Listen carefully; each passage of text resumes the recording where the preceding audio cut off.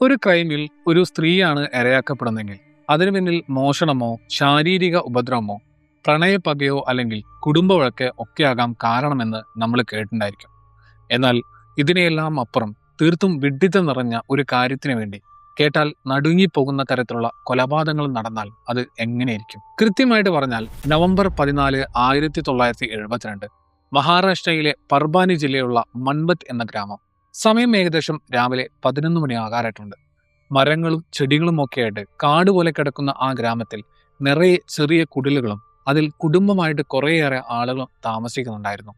അവിടെ നല്ല വൃത്തിയായി മുടിയൊക്കെ ചീകി വൃത്തിയുള്ള പാവാടയും ഷർട്ടും ഒക്കെ ഇട്ടിരുന്ന 11 വയസ്സുകാരിയായിട്ടുള്ള ഗയാബായി എന്ന് പറയുന്ന പെൺകുട്ടി കയ്യിലൊരു പാത്രവുമായിട്ട് അവളുടെ കുടിലിൽ നിന്ന് പുറത്തേക്ക് വരികയാണ്. ആ സമയത്ത് വീടിനുള്ളിൽ നിന്ന് പുറത്തേക്ക് വന്ന അവളുടെ അമ്മ വൈകുന്നേരത്തിനുള്ളിൽ തിരിച്ചു വരണം എന്ന് പറയുന്നു. ശരിയമ്മേ എന്ന് പറഞ്ഞ് ആ 11 വയസ്സുകാരി അവിടെ നിന്ന് നടക്കാൻ തുടങ്ങുകയാണ്. സത്യത്തിൽ അന്ന് ഗയാബായിയുടെ വീട്ടിൽ എന്തോ മധുര പലഹാരം ഉണ്ടാക്കിയതായിരുന്നു. അത് അടുത്ത ഗ്രാമത്തിലുള്ള സിദ്ധിയുടെ, അതായത് അമ്മയുടെ അനിയത്തിയുടെ വീട്ടിൽ കൊണ്ടുകൊടുക്കാൻ വേണ്ടിയാണ് അവൾ പോകുന്നത്. പക്ഷേ അങ്ങനെ പോയ അവള് അന്ന് വൈകുന്നേരമായിട്ടും വീട്ടിൽ തിരിച്ചെത്തിയിട്ടില്ല. സിദ്ധി അവളെ അവിടെ പിടിച്ചു നിർത്തിയിട്ടുണ്ടാകും, അതുകൊണ്ടാകും വരാത്തത് എന്നാണ്. പക്ഷേ പിറ്റേന്ന് ഉച്ചയായിട്ടും ഗയാബായി വീട്ടിലെത്തിയില്ല. ഇതെന്താണ് ഇവള് വരാത്തത് എന്ന് പേടിച്ച് അവളുടെ മാതാപിതാക്കൾ നേരെ അടുത്ത ഗ്രാമത്തിലുള്ള സിദ്ധിയുടെ വീട്ടിലേക്ക് പോയി നോക്കി.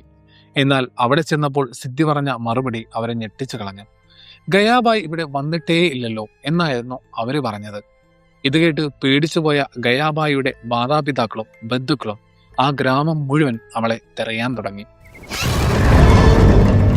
അങ്ങനെ തെരയുന്നതിന് ഇടയിലാണ് അവിടെയുള്ള ഒരു ഉൾക്കാട്ടിനുള്ളിൽ ആട് മേയ്ക്കാൻ പോയ 2 പേർ ഗയാബായിയുടെ മൃതദേഹം കിടക്കുന്നത് കണ്ടെന്ന് നാട്ടുകാരോട് പറയുന്നത്. ഇത് കേട്ട് അവളുടെ മാതാപിതാക്കൾ അലമുറയിട്ടുകൊണ്ട് അങ്ങോട്ടേക്ക് ഓടി. അവിടെ ഒരു മാതാപിതാക്കളും തങ്ങളുടെ കുഞ്ഞിനെ കാണാൻ ആഗ്രഹിക്കാത്ത അത്രയും ഭീകരമായിട്ടുള്ള ഒരു കോലത്തിലാണ് ഗയാബായിയുടെ മൃതദേഹം കിടന്നിരുന്നത്. അതെ, അഴുകിത്തുടങ്ങിയ അവളുടെ ശരീരത്തിൽ ഒരു തരി നൂൽ പോലും ഇല്ലാതെ പൂർണ്ണ നഗ്നയായിട്ടായിരുന്നു അവൾ കിടന്നിരുന്നത്. കഴുത്ത് അറുത്തതുപോലെയുള്ള ആഴത്തിലുള്ള മുറിവിൽ കടും ചുവപ്പ് നിറത്തെ രക്തം ഉണങ്ങിപ്പിടിച്ച നിലയിലായിരുന്നു അത്. അത് മാത്രമല്ല, കാണുന്നവരുടെ മനസ്സ് തകർക്കുന്ന രീതിയിൽ ഗയാബായിയുടെ സ്വകാര്യ ഭാഗങ്ങളിലും തുടയിലുമെല്ലാം ഉണങ്ങിയ രക്തം പറ്റിപ്പിടിച്ചിട്ടുണ്ടായിരുന്നു. ഇത് കണ്ട അവളുടെ അച്ഛൻ തന്റെ മകളുടെ ഈ അവസ്ഥ നാട്ടുകാർ കാണരുത് എന്ന് കരുതി സ്വന്തം മുണ്ടഴിച്ച് അവളുടെ ശരീരത്തിൽ പുതപ്പിച്ചു. ഗയാബായിയുടെ അമ്മ അവിടെ ഇരുന്ന് നെഞ്ചത്തടിച്ച് കരയാൻ തുടങ്ങി. ചെറിയ കുട്ടിയായ ഗയാബായി ഇത്ര ക്രൂരമായി കൊന്നത് ആരാണ്? അതിന് പിന്നിലെ കാരണം എന്തായിരുന്നു? 1972 കാലഘട്ടത്തിൽ മഹാരാഷ്ട്രയിലെ ജനങ്ങളെ മുഴുവൻ പീഡിപ്പിച്ച, കേൾക്കുന്നവരുടെ ഉള്ളിൽ ഇപ്പോഴും ഭയമുണ്ടാക്കുന്ന മൻമത്ത് മർഡേഴ്സ് എന്ന ഭീകരമായിട്ടുള്ള കേസിനെ കുറിച്ചാണ് നമ്മൾ ഇന്ന് നോക്കാൻ പോകുന്നത്. ഗയാബായിയുടെ മരണം കണ്ടപ്പോൾ തന്നെ അതൊരു കൊലപാതകമാണെന്ന് നാട്ടുകാർക്ക് മനസ്സിലായി. എന്നാലും വല്ല കാട്ടുമൃഗങ്ങളും ആക്രമിച്ചതാകുമോ എന്ന് ചിലർ സംശയിച്ചു. വിവരമറിഞ്ഞ് പോലീസ് സ്ഥലത്തെത്തി ഗയാബായിയുടെ മൃതദേഹം പോസ്റ്റ്മോർട്ടത്തിന് അയക്കുകയും ചെയ്തു. റിപ്പോർട്ടിൽ വന്നത് മൂർച്ചയുള്ള എന്തോ ആയതുകൊണ്ട് കഴുത്തിലും സ്വകാര്യവാങ്ങലിലും മുറിവേൽപ്പിച്ചത് മൂലമുണ്ടായ രക്തസ്രാവം കാരണമാണ് അവൾ മരിച്ചത് എന്നാണ്. കൂടാതെ സ്വകാര്യവാങ്ങലിൽ മുറിവുകൾ ഉള്ളതുകൊണ്ട് അവൾ പീഡിപ്പിക്കപ്പെട്ടിട്ടുണ്ടായിരിക്കാം എന്ന് കരുതിയെങ്കിലും തെളിവുകൾ ഒന്നും കിട്ടാത്തതുകൊണ്ട് അത് ഉറപ്പിക്കാൻ പോലീസിന് കഴിഞ്ഞില്ല. മൃതദേഹം കിടന്ന സ്ഥലത്ത് പോലീസ് പരിശോധന നടത്തിയെങ്കിലും കൊലയാളി ഉപയോഗിച്ച ആയുധമോ മറ്റു തെളിവുകളോ ഒന്നും തന്നെ കിട്ടിയില്ല. അതൊരു കാട്ടുപ്രദേശമായതുകൊണ്ട് അവിടെ ആളുകൾ വരുന്നത് വളരെ കുറവായിരുന്നു. അതുകൊണ്ട് തന്നെ ഈ കൊലപാതകം നേരിട്ട് കണ്ട സാക്ഷികളും ഉണ്ടായിരുന്നില്ല. ഇത് കാരണം അന്വേഷണം എങ്ങും എത്തിയില്ല. കൊല്ലപ്പെട്ട ഗയാബായി ഒരു പാവപ്പെട്ട വീട്ടിലെ കുട്ടിയായതുകൊണ്ട് പോലീസും ആ കേസിൽ വലിയ താല്പര്യം കാണിച്ചില്ല. പക്ഷേ പോലീസ് ചെയ്ത ആ അശ്രദ്ധ എത്ര വലിയ തെറ്റായിരുന്നു എന്നുള്ളത് പിന്നീടാണ് അവർക്ക് മനസ്സിലായത്. കാരണം ഗയാബായി കൊല്ലപ്പെട്ട് കൃത്യം 1 മാസം കഴിഞ്ഞപ്പോൾ അടുത്ത സംഭവം നടന്നു. ഡിസംബർ 9, 1972 അതേ മൻമത്ത് ഗ്രാമത്തിലെ 10 വയസ്സുകാരിയായിട്ടുള്ള ഷക്കീല രാവിലെ വെളിക്കിരിക്കാൻ വേണ്ടി അവിടെയുള്ള കാട് പ്രദേശത്തേക്ക് പോയതാണ്. പക്ഷേ രാവിലെ പോയ കുട്ടി ഉച്ചയായിട്ടും തിരിച്ചു വന്നില്ല. പേടിച്ചുപോയ വീട്ടുകാരും ബന്ധുക്കളും അവളെ തെരയാൻ തുടങ്ങി. ഒടുവിൽ വൈകുന്നേരം 5 മണിയോടെ ഷക്കീലയുടെ മൃതദേഹം ആ കാടിനുള്ളിൽ കണ്ടെത്തുകയാണ്. ഗയാബായിയുടെ മൃതദേഹം കണ്ട അതേ അവസ്ഥയിൽ കഴുത്തിലും സ്വകാര്യവാങ്ങലിലും മുറിവുകളോടെയാണ് ഷക്കീലയും കിടന്നിരുന്നത്. പോസ്റ്റ്മോർട്ടം റിപ്പോർട്ടും ഗയാബായുടേതുപോലെ തന്നെയായിരുന്നു. 2 കൊലപാതകങ്ങളും ഒരേ രീതിയിൽ നടന്നുകൊണ്ട് ഇത് ചെയ്തത് ഒരാൾ തന്നെയാണെന്ന് പോലീസിന് മനസ്സിലായി. പക്ഷേ ആദ്യത്തെ കേസ് പോലെ തന്നെ ഇതിലും പോലീസിന് ഒരു തുമ്പും കിട്ടിയില്ല. അങ്ങനെ കേസന്വേഷണം മരവിച്ച് നിൽക്കുമ്പോഴാണ് മൂന്നാമതായി ഒരു സ്ത്രീയെ കൂടി കാണാതാകുന്നത്. 1973 ഫെബ്രുവരി 21. അന്ന് രാവിലെ 35 വയസ്സുള്ള സുഗന്ധാബായി എന്ന സ്ത്രീ കുളിക്കാൻ വേണ്ടി ഗ്രാമത്തിലെ ഒരു കുളത്തിലേക്ക് പോയതാണ്. കുറെ സമയം കഴിഞ്ഞിട്ടും ഇവരെ കാണാതായപ്പോൾ നാട്ടുകാർ ഒന്ന് തിരഞ്ഞുപോയി. ഒടുവിൽ കുളത്തിനടുത്തുള്ള കാട്ടിൽ സുഗന്ധാബായിയുടെ മൃതദേഹം കണ്ടെത്തി. പാതി നഗ്നയായി, കഴുത്തിലും സ്വകാര്യവാങ്ങലും ആഴത്തിലുള്ള മുറിവുകളോടെയായിരുന്നു അവരുടെ കിടപ്പെന്ന് പറയുന്നത്. ഇത് ഇവിടം കൊണ്ടും നിന്നില്ല. അടുത്ത 2 മാസത്തിനുള്ളിൽ ഗ്രാമത്തിലെ ക്ഷേത്രത്തിന് അടുത്ത് കളിച്ചുകൊണ്ടിരുന്ന നസീമ എന്ന 10 വയസ്സുകാരിയെ കാണാതെയായി. കൂട്ടുകാരുടെ അടുത്ത് മൂത്രമൊഴിക്കാൻ പോവുകയാണെന്ന് പറഞ്ഞുപോയ നസീമ പിന്നീട് തിരിച്ചു വന്നില്ല. കൂട്ടുകാർ വിവരം നാട്ടിൽ പറഞ്ഞു. തിരച്ചിലിനൊടുവിൽ നസീമയുടെ മൃതദേഹവും കിട്ടി. പക്ഷേ ഇത്തവണ ഒരു വ്യത്യാസമുണ്ടായിരുന്നു. നസീമയുടെ ശരീരത്തിൽ തല ഉണ്ടായിരുന്നില്ല. തലയില്ലാത്ത ഉടൽ മാത്രമാണ് കാട്ടിൽ നിന്ന് കിട്ടിയത്. സ്വകാര്യ ഭാഗങ്ങളിലെ മുറിവുകൾക്ക് പുറമെ അവളുടെ തലയും വലതു കൈയിലെ 3 വിരലുകളും വെട്ടിമാറ്റിയ നിലയിലായിരുന്നു. വസ്ത്രവും ശരീരത്തിലെ അടയാളങ്ങളും വെച്ച് അത് നസീമ തന്നെയാണെന്ന് മാതാപിതാക്കൾ തിരിച്ചറിഞ്ഞു. പക്ഷേ തലയും വിരലുകളും എവിടെ പോയെന്നോ ഇതെല്ലാം ചെയ്യുന്ന കൊലയാളി ആരാണെന്നോ പോലീസിന് ഒരു പിടിയും കിട്ടിയിട്ടില്ല. പോലീസ് വിയർത്തു നിൽക്കുമ്പോഴാണ് അടുത്ത സംഭവങ്ങൾ നടക്കുന്നത്. നസീമ കൊല്ലപ്പെട്ട് 2 മാസം കഴിഞ്ഞപ്പോൾ വിറക് വെട്ടാൻ കാട്ടിൽ പോയ 30 വയസ്സുകാരിയായിട്ടുള്ള കലാവതി എന്ന സ്ത്രീയും ഇതേ രീതിയിലാണ് കൊല്ലപ്പെട്ടത്. അത് കഴിഞ്ഞ് 10 ദിവസം കഴിഞ്ഞപ്പോൾ അച്ഛനും അമ്മയ്ക്കും ഭക്ഷണം കൊടുക്കാൻ തോട്ടത്തിലേക്ക് പോയ 11 വയസ്സുകാരിയായിട്ടുള്ള ഹലീമയും അതിക്രൂരമായിട്ട് കൊല്ലപ്പെടുകയാണ്. തുടർച്ചയായി ഇങ്ങനെ കൊലപാതകങ്ങൾ നടക്കാൻ തുടങ്ങിയതോടെ മന്മത്ത് ഗ്രാമത്തിലെ സ്ത്രീകൾക്ക് പുറത്തിറങ്ങാൻ തന്നെ പേടിയായി തുടങ്ങി. പോലീസ് അന്വേഷണത്തിൽ അലംഭാവം കാണിക്കുന്നു എന്ന് പറഞ്ഞ് നാട്ടുകാർ പോലീസ് സ്റ്റേഷന് മുന്നിൽ സമരം തുടങ്ങി. വിഷയം വലിയ വാർത്തയായി. മാധ്യമങ്ങൾ ഇത് ആഘോഷിക്കുകയും ചെയ്തു. കാര്യങ്ങൾ കൈവിട്ടുപോകുമെന്ന് കണ്ടപ്പോൾ രാമകാന്ത് കുൽക്കർണി എന്ന CID ഓഫീസറുടെ നേതൃത്വത്തിൽ ഒരു പ്രത്യേക സംഘത്തെ അന്വേഷണത്തിന് നിയോഗിക്കുകയാണ്. രാമകാന്ത് കുൽക്കർണി വന്ന ഉടനെ ഒരു കാര്യം ഉറപ്പിച്ചു. ഈ കൊലപാതകങ്ങൾക്ക് പിന്നിൽ വ്യക്തിവൈരാഗ്യമല്ല കാരണം കൊല്ലപ്പെട്ടവർ തമ്മിൽ ഒരു ബന്ധവുമില്ലായിരുന്നു. സ്വത്ത് തർക്കമോ കുടുംബ വഴക്കോ ഒന്നുമില്ല. കൊല്ലപ്പെട്ടവരെല്ലാം സ്ത്രീകളായതുകൊണ്ട് സ്ത്രീകളെ ഉപദ്രവിച്ച് രസിക്കുന്ന ഏതെങ്കിലും ഒരു സംഘമായിരിക്കാം ഇതിനു പിന്നിൽ എന്ന് അദ്ദേഹം സംശയിച്ചു. ഇത് ചെയ്യുന്നത് നാട്ടുകാർ തന്നെയാണോ അതോ പുറത്തുനിന്ന് വന്നവരാണോ എന്ന് അറിയാൻ അദ്ദേഹം നാട്ടുകാരെയും പുതുതായി വന്നവരെയും നിരീക്ഷിക്കാൻ തുടങ്ങി. അപ്പോഴാണ് ആരും പ്രതീക്ഷിക്കാത്ത ഒരു കാര്യം സംഭവിക്കുന്നത്. അവസാനത്തെ കൊലപാതകം നടന്ന ജൂലൈ 22-ാം തീയതി പോലീസ് സ്റ്റേഷനിലേക്ക് പേര് വെക്കാത്ത ഒരു കത്ത് വരുന്നു. അതിൽ ഇങ്ങനെയാണ് എഴുതിയിരുന്നത്: എന്റെ പേര് പറയാനേ ഞാൻ ആഗ്രഹിക്കുന്നില്ല, പക്ഷേ ഞാൻ പറയുന്നത് സത്യമാണ്. മുമ്പ് ഈ പ്രദേശത്തെ കൗൺസിലറായിരുന്ന, ഇപ്പോൾ മദ്യഷാപ്പ് നടത്തുന്ന ഉത്തം റാവു, അദ്ദേഹത്തിന്റെ ഭാര്യ രുക്മിണിയുടെ ചേച്ചി സമന്ത്രി, ഇവർ 3 പേരുമാണ് ഈ കൊലപാതകങ്ങൾക്ക് പിന്നിൽ. ഇവരെ അറസ്റ്റ് ചെയ്തില്ലെങ്കിൽ ഇനിയും കൊലപാതകങ്ങൾ നടക്കും. കത്തയച്ചത് ആരാണെന്ന് അറിയില്ലെങ്കിലും അതിൽ പറയുന്ന കാര്യങ്ങളിൽ എന്തോ സത്യമുണ്ടെന്ന് രാമകാന്തിന് തോന്നി. ഒരു തുമ്പും കിട്ടാത്ത സ്ഥിതിക്ക് ഇതൊന്ന് അന്വേഷിച്ചു നോക്കാം എന്ന് കരുതി പോലീസ് രുക്മിണിയുടെ വീട്ടിലേക്ക് എത്തുകയാണ്. വലിയ മതിൽക്കൊട്ടയ്ക്കുള്ള ഒരു മിനി ബംഗ്ലാവായിരുന്നത്. അവിടെ 30 വയസ്സുള്ള രുക്മിണിയും ചേച്ചി സമന്ത്രിയും കുറച്ച് ജോലിക്കാരും ഉണ്ടായിരുന്നു. ഭർത്താവ് ഉത്തം റാവു അവിടെ ഉണ്ടായിരുന്നില്ല. ഉത്തം റാവിന് വേറെ ഭാര്യയും കുട്ടികളും ഉള്ളതുകൊണ്ട് അദ്ദേഹം വല്ലപ്പോഴുമേ ഇവിടെ വരാറുള്ളൂ. പോലീസ് വിവരം അറിയിച്ചതിനനുസരിച്ച് ഉത്തം റാവു അവിടെ എത്താമെന്ന് പറയുകയും ചെയ്തു. ഉത്തം റാവു വരുന്ന സമയം കൊണ്ട് പോലീസ് രുക്മിണിയെയും ചേച്ചിയെയും ചോദ്യം ചെയ്യാൻ തീരുമാനിച്ചു. ഈ കത്ത് ഇവരുടെ മുന്നിൽ വെച്ച് വായിക്കുമ്പോൾ ഇവരുടെ മുഖഭാവം മാറുന്നുണ്ടോ എന്ന് നോക്കാനായിരുന്നു പോലീസ് പ്ലാൻ എന്ന് പറയുന്നത്. രുക്മിണിക്കും ചേച്ചിക്കും എഴുത്തും വായനയും അറിയാത്തത് കൊണ്ട് പോലീസ് തന്നെ കത്ത് വായിച്ചു കേൾപ്പിച്ചു.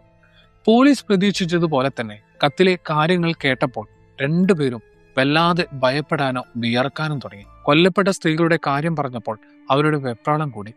ഇത് കണ്ടപ്പോൾ തന്നെ പോലീസിന് ഇവരിൽ സംശയം തോന്നുകയാണ്. ആ സമയത്താണ് 54 വയസ്സുള്ള ഉത്തം റാവു അവിടെ എത്തുന്നത്. പോലീസ് കത്ത് അദ്ദേഹത്തിന് കൊടുത്തു. കത്ത് വായിച്ച ഉത്തം റാവു യാതൊരു ഭാവവ്യത്യാസവും ഇല്ലാതെ പറഞ്ഞു: ഇത് ഏതോ വ്യാജമായിട്ടുള്ള കത്തല്ലേ സാർ, എന്നെ ഇഷ്ടമില്ലാത്ത ആരോ എഴുതിയതാണിത്. ഇത് വിശ്വസിച്ച് നിങ്ങളും വന്നല്ലോ എന്നുള്ളത്. പോലീസ് വിട്ടില്ല. ഞങ്ങൾ ഇത് പൂർണ്ണമായി വിശ്വസിച്ചിട്ടില്ല, പക്ഷേ ഞങ്ങളുടെ ചില ചോദ്യങ്ങൾക്ക് നിങ്ങൾ ഉത്തരം നൽകണമെന്ന്. ഈ കാര്യങ്ങൾ പറഞ്ഞ് 3 പേരെയും 3 മുറിയിലേക്ക് മാറ്റി പോലീസ് ചോദ്യം ചെയ്യാൻ തുടങ്ങി. കഴിഞ്ഞ ജൂലൈ 12-ന് അവസാനത്തെ കൊലപാതകം നടന്ന ദിവസം നിങ്ങൾ എവിടെയായിരുന്നു എന്നായിരുന്നു ചോദ്യം. ഇവിടെയാണ് 3 പേരും കുടുങ്ങിയത്. രുക്മിണി പറഞ്ഞു, ഞാനും ചേച്ചിയും അന്ന് ബന്ധുവിന്റെ വീട്ടിൽ പോയിരിക്കുകയായിരുന്നു. രുക്മിണിയുടെ ചേച്ചി പറഞ്ഞു, ഞങ്ങൾ വീട്ടിൽ തന്നെ ഉണ്ടായിരുന്നു. ഉത്തം റാവുവും അവിടെ ഉണ്ടായിരുന്നു. ഉത്തം റാവു പറഞ്ഞു, ഞാൻ അന്ന് ഇവിടെ വന്നിട്ടില്ല, എന്റെ മദ്യഷോപ്പിൽ ആയിരുന്നു എന്ന് പറഞ്ഞു. ഇതിൽ ആര് പറയുന്നതാണ് സത്യമെന്ന് അറിയാൻ പോലീസ് അന്വേഷണം ആരംഭിച്ചു. ഉത്തം റാവുവിന്റെ ഷാപ്പിലെ ജോലിക്കാര് പറഞ്ഞു അന്ന് മുതലാളി കടയിലേക്ക് വന്നിട്ടില്ല എന്ന്. രുക്മിണി പറഞ്ഞ ബന്ധുക്കൾ പറഞ്ഞു രുക്മിണി ഇവിടെ വന്നിട്ട് 2 മാസമായെന്ന്. വീട്ടുജോലിക്കാർ പറഞ്ഞു അന്ന് 3 പേരും ഈ വീട്ടിൽ തന്നെ ഉണ്ടായിരുന്നു എന്നുള്ളത്. ഇവർ 3 പേരും കള്ളം പറയുന്നു എന്ന് ഉറപ്പായതോടെ പോലീസിന് സംശയം കൂടുകയാണ്. ഇവരെ പോലീസ് അറസ്റ്റ് ചെയ്തു. കുറ്റം സമ്മതിക്കാൻ പറഞ്ഞുവെങ്കിലും ഞങ്ങൾ ഒന്നും ചെയ്തിട്ടില്ല എന്ന് അവർ തറപ്പിച്ച് പറഞ്ഞുകൊണ്ടേയിരുന്നു. ശക്തമായിട്ടുള്ള തെളിവുകൾ പോലീസിന്റെ കയ്യിൽ ഇല്ലായിരുന്നു. ഗ്രാമവാസികളോട് ചോദിച്ചപ്പോൾ ഇവരെയൊന്നും കൊലപാതകം നടന്ന സ്ഥലത്തൊന്നും കണ്ടിട്ടില്ല എന്നാണ് പറഞ്ഞത്. കത്തിലെ കൈപ്പട ആരുടേതാണെന്ന് കണ്ടുപിടിക്കാൻ നോക്കിയെങ്കിലും അതും നടന്നില്ല. ഇവരുടെ വീട്ടിൽ നിന്ന് ആയുധങ്ങളോ മറ്റു തെളിവുകളോ ഒന്നും തന്നെ കിട്ടിയിട്ടുമില്ല. എന്നാൽ പോലീസിനെ ഞെട്ടിച്ചുകൊണ്ട് അടുത്തൊരു സംഭവം നടക്കുകയാണ്. ഉത്തം റാവും രുക്മിണിയും ചേച്ചിയും ജയിലിൽ കിടക്കുന്ന സമയത്ത് 35 വയസ്സുള്ള പാർവതി എന്ന സ്ത്രീയെ കഴുത്തറുത്തുകൊന്ന നിലയിൽ കാട്ടിൽ കണ്ടെത്തി. പോലീസ് ശരിക്കും കുഴങ്ങിപ്പോയി. പ്രതികൾ എന്ന് സംശയിക്കുന്നവർ ജയിലിലാണ്. പിന്നെ ആരാണ് കൊല നടത്തിയത്? ഇനി യഥാർത്ഥ പ്രതികൾ പുറത്തു തന്നെ ഉണ്ടോ? ഈ കാരണം കാണിച്ച് 1973 ഒക്ടോബർ 4 കോടതി പ്രതികൾക്ക് ജാമ്യം നൽകി. പോലീസിനെ വഴിതെറ്റിക്കാൻ യഥാർത്ഥ പ്രതികൾ മനഃപൂർവ്വം അയച്ച കത്താണോ അതെന്നും പോലീസ് സംശയിക്കുകയാണ്. പക്ഷേ ഗ്രാമത്തെ മുഴുവൻ നടക്കിയ സംഭവം നടക്കാൻ പോകുന്നേ ഉണ്ടായിരുന്നുള്ളൂ. പാടത്ത് പണിയെടുക്കുന്ന ഭർത്താവിനെ ഭക്ഷണം കൊടുക്കാൻ പോയ 30 വയസ്സുകാരി ഹരിബായ്, കൂടെയുണ്ടായിരുന്ന 9 വയസ്സുകാരി മകൾ താരാമതി, 4 വയസ്സുകാരി കമിൽ, ഈ അമ്മയും 2 മക്കളും അതിക്രൂരമായിട്ട് കൊല്ലപ്പെട്ടു. അമ്മയുടെ തല അറുത്തുമാറ്റിയ നിലയിലായിരുന്നു. പിഞ്ചു കുഞ്ഞുങ്ങളെയും വെറുതെ വിട്ടിട്ടുണ്ടായിരുന്നില്ല. നാട്ടുകാരെ ഇളകി മറിഞ്ഞു. പോലീസിനെതിരെ വലിയ പ്രതിഷേധം നടന്നു. പക്ഷേ അപ്പോഴും പോലീസിന് ഒരു തുമ്പും കിട്ടിയില്ല. അങ്ങനെ ഇരിക്കുമ്പോഴാണ് 1974 ജനുവരി 8 ഓമാജി എന്ന പേരുള്ള 40 വയസ്സുകാരൻ പോലീസ് സ്റ്റേഷനിലേക്ക് വരുന്നത്. ഓമാജി പറഞ്ഞത് ഇങ്ങനെയാണ്: 5 ദിവസം മുമ്പ് അദ്ദേഹം കാട്ടിലൂടെ നടന്നു പോകുമ്പോൾ ഒരു സ്ത്രീയും 2 കുട്ടികളും ഹരിബായും മക്കളും നടന്നു പോകുന്നത് കണ്ടുവെന്ന്. പെട്ടെന്ന് 5 പുരുഷന്മാർ കോടാലിയും കത്തിയുമൊക്കെയായി വന്ന് അവരെ വളഞ്ഞു. ഹരിബായുടെ കഴുത്ത് അവർ വെട്ടി. കൂടെയുള്ള കുട്ടികളെയും അറുത്തു കൊന്നു. ഏറ്റവും ഭീകരമായിട്ടുള്ള കാര്യം അതല്ല, പിടയുന്ന അവരുടെ കഴുത്തിൽ നിന്ന് വന്ന രക്തം ആ 5 പേർ കയ്യിൽ കരുതിയിരുന്ന പാത്രങ്ങളിൽ ശേഖരിച്ചു. പാത്രം നിറഞ്ഞപ്പോൾ അവർ അതെടുത്ത് കൂളായി നടന്നുപോയി. ഇത് കണ്ട് പേടിച്ചു വിറച്ച ഓമാജി ശ്വാസം പോലും വിടാതെ ഒളിച്ചു നിന്നു. ആ പേടി മാറാൻ 2 ദിവസം എടുത്തു. ഇപ്പോൾ സത്യം പറയാൻ തീരുമാനിച്ചാണ് ഓമാജി വന്നത്. പോലീസ് ആകാംക്ഷയോട് ചോദിച്ചു, ആ 5 പേരെ നിങ്ങൾക്ക് കണ്ടാൽ അറിയുമോ? ഓമാജി പറഞ്ഞു, എനിക്കവരെ നന്നായിട്ട് അറിയാം സാർ എന്ന്. ഓമാജി പറഞ്ഞ പേരുകൾ കേട്ട് പോലീസ് ഞെട്ടിപ്പോയി. കാരണം നേരത്തെ പോലീസ് അറസ്റ്റ് ചെയ്ത ഉത്തം റാവുവിന്റെ ജോലിക്കാരായിരുന്നു അവർ. ഉത്തം റാവു ജയിലിലായിരുന്നപ്പോൾ കൊല നടത്തിയത് ഇവര് തന്നെയായിരുന്നു. പോലീസ് ഇവരെ കസ്റ്റഡിയിലെടുത്തു. ആദ്യം സമ്മതിച്ചില്ലെങ്കിലും ഇതിൽ ശങ്കർ എന്നയാളെ പോലീസ് മാപ്പുസാക്ഷിയാക്കി. അവന്റെ മൊഴിയിലൂടെ ഗൺപത് എന്നൊരു മന്ത്രവാദിയെയും പോലീസ് പൊക്കി. ജാമ്യത്തിലിറങ്ങിയ ഉത്തം റാവിനെയും രുക്മിണിയെയും ചേച്ചിയും വീണ്ടും പോലീസ് അറസ്റ്റ് ചെയ്തു.